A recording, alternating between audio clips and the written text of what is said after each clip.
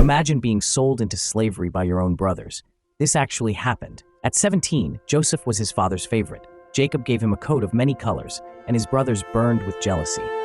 Then Joseph had dreams. We were binding sheaves in the field when my sheaf rose above yours, and your sheaves bowed down to mine. His brothers sneered, "Do you think you'll rule over us?" Then another dream. The sun, moon, and 11 stars bowed to me. Even his father questioned him. "Shall your mother and I and your brothers bow down to you?" When Joseph went to check on his brothers in the fields, they plotted, "Here comes that dreamer. Let's kill him." Reuben intervened. "Throw him in this pit," planning to rescue him later. They stripped Joseph of his colorful coat and sold him to Ishmaelite traders for 20 pieces of silver. Dipping his coat in goat's blood, they returned to Jacob. "We found this. Is it your son's?" Jacob tore his clothes in grief. "A wild animal has devoured him. I will mourn until I join him in death." He was handsome. She was powerful. When she demanded sleep with me, everything was at stake. In Egypt, Joseph was sold to Potiphar, Pharaoh's captain of the guard. The Lord blessed everything Joseph touched, and Potiphar put him in charge of his entire household. Joseph was well-built and handsome. Potiphar's wife noticed, casting longing eyes at him. "Come to bed with me," she demanded. Day after day, Joseph refused. How could I do this great wickedness and sin against God? One day, when no other servants were around, she caught him by his garment. "Lie with me." Joseph fled, leaving his garment in her hand. Furious at his rejection, she screamed for the household servants. "This Hebrew tried to assault me. See, here's his garment, proof he was in my room." When Potiphar heard his wife's story, his anger burned. Joseph, innocent but defenseless, was thrown into the king's prison. Even there, the Lord remained with Joseph, showing him steadfast love in the darkness of confinement. 2 men shared their nightmares with a prisoner. Only one would live to see morning. In prison, Joseph was placed in charge of 2 of Pharaoh's officials, his chief cupbearer and chief baker, both who had offended their master. One morning, Joseph noticed they looked troubled. "Why are your faces downcast?" he asked. "We had dreams," they explained, "but there's no one to interpret them." "Interpretations belong to God," Joseph said. "Tell me your dreams." The cupbearer spoke first. "In my dream, a vine had 3 branches that budded and blossomed into ripe grapes. I squeezed them into Pharaoh's cup." Joseph interpreted, "The 3 branches are 3 days. Within 3 days, Pharaoh will restore you to your position." The baker, encouraged, shared his dream. "I had 3 baskets of bread on my head, but birds ate from the top basket." Joseph's face darkened. "The 3 baskets are 3 days. Within 3 days, Pharaoh will lift off your head and hang you on a tree, and birds will eat your flesh." 3 days later, everything happened exactly as Joseph had said. The cupbearer returned to his position, but he forgot Joseph entirely. For 2 years, he rotted in prison. Then one night, Pharaoh had a nightmare that would change history. 2 full years passed. Pharaoh dreamed he stood by the Nile when 7 sleek, fat cows came up from the river. Then 7 gaunt, ugly cows emerged and devoured the fat ones. Pharaoh awoke, troubled. He fell asleep again and dreamed of 7 plump heads of grain on a single stalk. Then 7 thin, blighted heads sprouted and swallowed the good heads. In the morning, Pharaoh's spirit was troubled. He summoned all the magicians and wise men of Egypt, but none could interpret his dreams. Then the cupbearer remembered. "When we were in prison, a young Hebrew interpreted our dreams with perfect accuracy." Pharaoh sent for Joseph immediately. After shaving and changing clothes, Joseph stood before Pharaoh. "It is not I who can interpret dreams, but God will give Pharaoh an answer."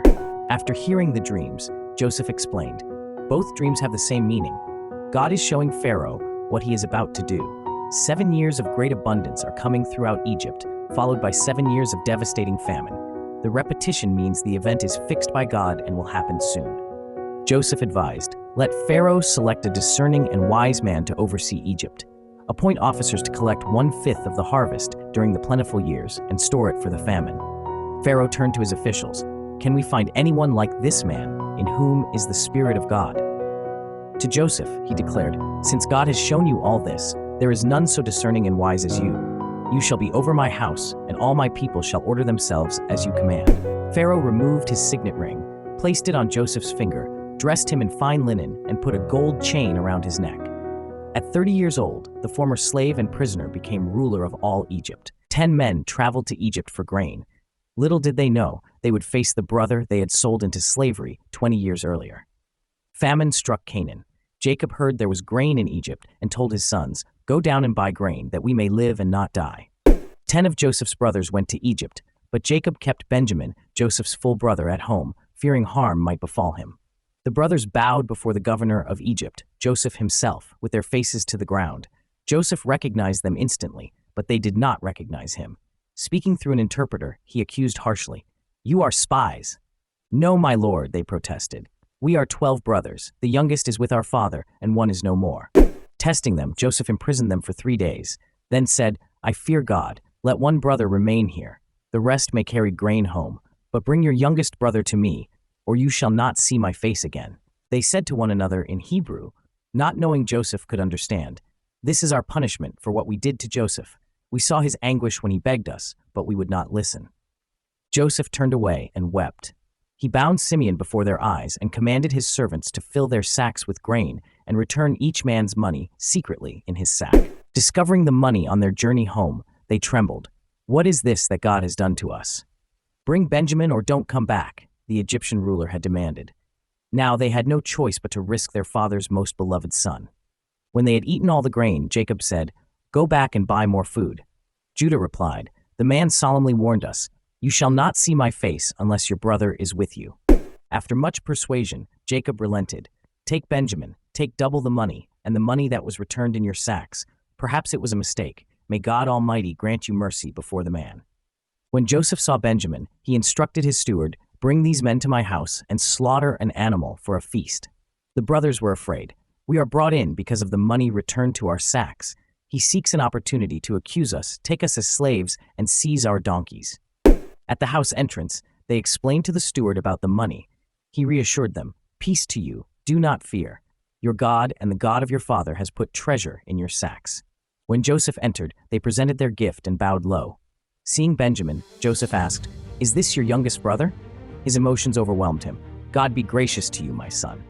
He hurried out and wept in his chamber. After washing his face, Joseph returned and directed the servants, "Serve the food." The brothers were seated in exact order of their birth, from the firstborn to the youngest. They looked at each other in astonishment.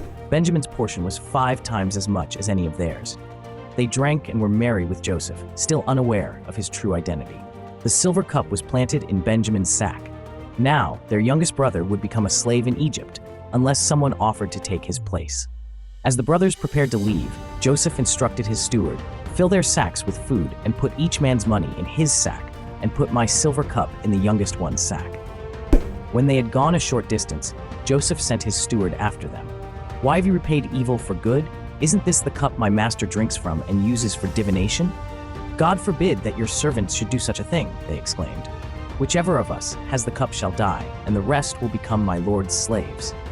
The steward replied, "Only the guilty one will be my slave. The rest may go free." Each man quickly lowered his sack. The search began with the oldest and ended with Benjamin, and there was the cup. They tore their clothes in anguish and returned to the city. Falling before Joseph, Judah pleaded, "What shall we say? God has found out your servant's iniquity." Joseph responded, "Only the man found with the cup shall be my slave. The rest may return in peace to your father." Then Judah stepped forward. "Please, my lord, let me speak. Our father's life is bound up in the boy's life. If Benjamin doesn't return, our father will die of grief. I pledged myself as a guarantee for the boy. Please, let me remain as your slave instead of the boy, and let him return with his brothers." "I am Joseph. Is my father still alive?" The room falls silent. The brothers who once threw Joseph into a pit and sold him into slavery now stand trembling before Egypt's second in command. Joseph could no longer control himself before all his attendants. "Make everyone leave my presence," he commanded. No one was with him when he revealed himself to his brothers. He wept so loudly that the Egyptians heard him, and word reached Pharaoh's palace. "Come closer," Joseph said, tears streaming down his face. "I am your brother, the one you sold into Egypt. But don't be distressed or angry with yourselves. God sent me ahead to preserve life during this famine." Joseph embraced Benjamin, weeping on his shoulder. Then he kissed each brother, even those who had hated him most. "Go tell my father, your son Joseph is alive and rules all Egypt. Bring him here quickly. I'll give you the best land, and you'll never want for anything again." Pharaoh heard the news and added, "Take my wagons for your children and wives. Don't worry about your possessions. All the best of Egypt will be yours." Joseph gave each brother new clothing, but to Benjamin he gave 5 sets of clothes and 300 pieces of silver. He sent his father 10 donkeys loaded with Egypt's finest goods. As his brothers departed, Joseph called after them, "Don't quarrel on the way. I will go down to Egypt to see my son before I die." Jacob never imagined God would transform his journey into the birth of a nation. When Jacob heard that Joseph was alive, his spirit revived. He set out with all he had for Egypt. At Beersheba, he offered sacrifices to God. That night God spoke in visions. "Jacob, Jacob!" "Here I am," he answered. "I am God, the God of your father," he said. "Do not fear to go down to Egypt, for I will make you a great nation there. I will go down with you and will surely bring you up again, and Joseph's own hand shall close your eyes." So Israel went to Egypt, Jacob and all his offspring, 70 persons in all. He sent Judah ahead to get directions to Goshen. Joseph prepared his chariot and went to meet his father. When they met, Joseph fell on his neck and wept a long time. Israel said to Joseph, "Now let me die, since I have seen your face and know that you are still alive." Joseph told Pharaoh, "My father and brothers have arrived from Canaan with their flocks, herds, and everything they own." He presented 5 of his brothers to Pharaoh, who asked, "What is your occupation?" "We are shepherds," they replied, "as were our fathers." Pharaoh said to Joseph, "The land of Egypt is before you. Settle your father and brothers in the best of the land, in Goshen." An old shepherd stood before the most powerful man on earth. Instead of bowing, he raised his hands in blessing. Joseph brought Jacob his father before Pharaoh. Jacob blessed Pharaoh. "How old are you?" Pharaoh asked. "The years of my pilgrimage are 130, Jacob replied. "My years have been few and difficult, not attaining the years of my fathers." Jacob blessed Pharaoh again and went out from his presence. Joseph settled his father and brothers in the best part of Egypt, in Ramesses, as Pharaoh had commanded. He provided food for his father's entire household. The famine became so severe that people throughout Egypt and Canaan wasted away. Joseph collected all the money in both lands in exchange for grain, bringing it to Pharaoh's palace. When the money was gone, the Egyptians came to Joseph. "Give us food. Why should we die before your eyes? Our money is gone." "Bring your livestock," Joseph replied. After they exchanged their livestock for food, they returned the following year. "We have nothing left but our bodies and our land. Buy us and our land in exchange for food." So Joseph bought all the land of Egypt for Pharaoh. The people became servants, and Joseph gave them seed, requiring 1/5 of their harvest for Pharaoh. Thus Israel dwelt in Egypt, in Goshen. They gained possessions, were fruitful, and multiplied greatly. Jacob lived in Egypt 17 years, reaching the age of 147. With crossed hands and failing eyes, the old patriarch delivered a mysterious blessing that would echo through history. When Joseph heard his father was ill, he took his 2 sons, Manasseh and Ephraim, to visit Jacob. Israel strengthened himself and sat up in bed. "God Almighty appeared to me at Luz and blessed me, saying, 'I will make you fruitful and multiply your descendants. Now your 2 sons shall be mine. Ephraim and Manasseh shall be mine, as Reuben and Simeon are.'" Israel's eyes were dim with age. When Joseph brought his sons near, Israel kissed and embraced them. "I never expected to see your face, and behold, God has let me see your offspring also." Joseph positioned Ephraim toward Israel's left hand and Manasseh toward his right hand. But Israel crossed his arms, putting his right hand on younger Ephraim's head and his left on firstborn Manasseh's. He blessed Joseph, "The God before whom my fathers walked, the God who has been my shepherd all my life, the angel who has redeemed me from all evil, bless these boys. In them let my name be carried on." Joseph was displeased and tried to move his father's hands. "Not this way, father. This one is the firstborn." But Jacob refused. "I know, my son. The older will become a people, but his younger brother shall be greater." Thus, Israel put Ephraim before Manasseh, establishing a pattern of the younger surpassing the elder that would repeat throughout biblical history. On his deathbed, the old patriarch's eyes gleamed with prophetic fire. In his final breaths, he revealed the destiny of nations. Jacob called his sons, "Gather yourselves, that I may tell you what shall happen in days to come." To Reuben his firstborn, preeminent in dignity and power, but unstable as water. "You shall not have preeminence, for you went up to your father's bed." To Simeon and Levi, "Cursed be their anger, for it is fierce. I will divide them in Jacob and scatter them in Israel." To Judah, "Your brothers shall praise you. Your hand shall be on the neck of your enemies. The scepter shall not depart from Judah until tribute comes to him, and to him shall be the obedience of the peoples." He blessed each son according to his character and destiny, revealing their future with startling clarity. But his most profound blessing was for Joseph. Joseph is a fruitful bough by a spring. Archers bitterly attacked him, but his bow remained unmoved. "The blessings of your father surpass the blessings of my parents, reaching to the bounties of the eternal hills. May they rest on Joseph's head, on the crown of him who was set apart from his brothers." After blessing them, Jacob drew up his feet into the bed, breathed his last, and was gathered to his people. They thought he would seek revenge. Instead, he spoke words that would echo through eternity. You meant evil against me, but God meant it for good. Joseph fell on his father's face, wept over him, and kissed him. The Egyptians mourned for 70 days. Joseph asked Pharaoh's permission to bury his father in Canaan, as Jacob had requested. Pharaoh agreed. Go up and bury your father. A great company went with Joseph. All Pharaoh's servants, the elders of Egypt, and all of Joseph's household and his brothers. Only their children and flocks remained in Goshen. After burying Jacob, they returned to Egypt.